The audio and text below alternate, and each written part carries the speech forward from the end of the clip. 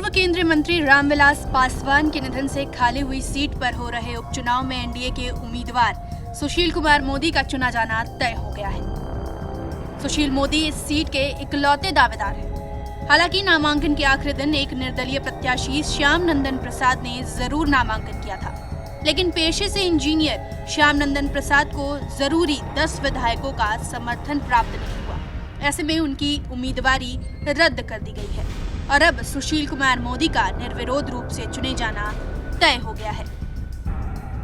राज्यसभा उपचुनाव की तारीख तो वैसे 14 दिसंबर है, लेकिन अब जब सुशील मोदी इकलौते दावेदार हैं, ऐसे में नाम वापसी के दिन यानी 7 दिसंबर को ही सुशील मोदी को जीत का सर्टिफिकेट मिल जाएगा।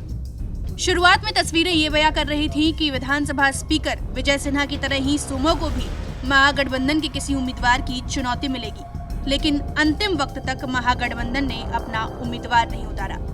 दरअसल महागठबंधन चाहता था कि इस सीट पर दिवंगत रामविलास पासवान की पत्नी रीना पासवान को प्रत्याशी बनाया जाए, लेकिन चिराग पासवान ने यह साफ कर दिया कि वह आरजेडी की बातों में नहीं आने वाले।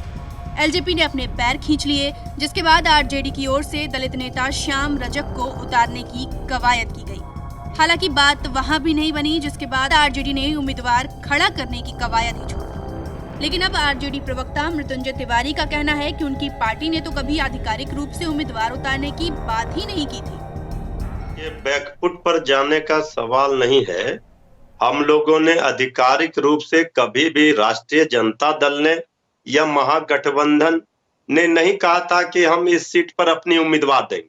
हम लोगों ने एक राय दी थी कि चूंकि आदरणीय रामविलास पासवान जी की जगह पर यह सीट चुनाव हो रहा था, तो रामविलास पासवान जी दलितों के बड़े नेता थे, एनडीए से ही वो राज्यसभा से गए थे। अगर उनकी धर्मपत्नी को उम्मीदवार एनडीए बनाती तो सच्ची श्रद्धांजलि होती रामविलास पासवान जी के लिए। तो हम लोगों ने कहा कि उनकी धर्मपत्नी रीना पासवान जी को उम्मीदवार एनडीए को बनाना चाहिए।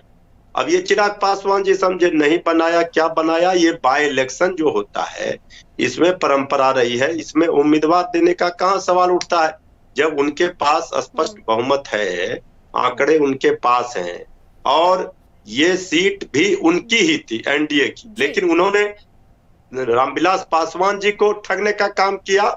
उनके नहीं रहने के बाद रामविलास पासवान जी की पत्नी को उन्होंने नहीं भेज करके अपनी मनसा जाहिर कर दी बीजेपी ने, कि मतलब निकल गया। तो अब आरजेडी चाहे जो भी कहे, लेकिन इस पूरे घटनाक्रम को देखकर तो यही लगता है कि विधानसभा चुनाव और विधानसभा स्पीकर के चुनाव में हार का स्वाद चखने के बाद अब आरजेडी तीसरी बार अपनी छीछा लेदर नहीं कराना चाहती थी। इसलिए पार्टी ने राज्यसभा उपचुनाव की इस जंग से अपने पैर पीछे खींच लिए। ब्यूरो रिपोर्ट, बिहार तक।